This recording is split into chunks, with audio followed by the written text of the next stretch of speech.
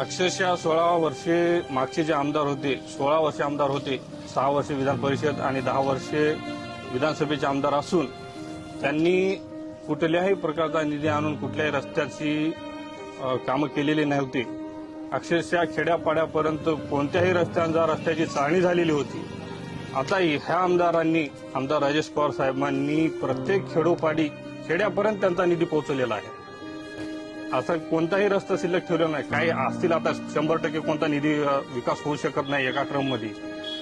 भरपूर प्रत्येक खेड्यापाड्यामध्ये अंतर्गत आणि बाहेर रस्त्यासाठी भरपूर निधी देऊन साहेबांनी खूप मोठे कामं केलेले आहेत। एवढा निधी आतापर्यंत कोणत्या आमदारांना माहीत नाही आम्ही आणलेला।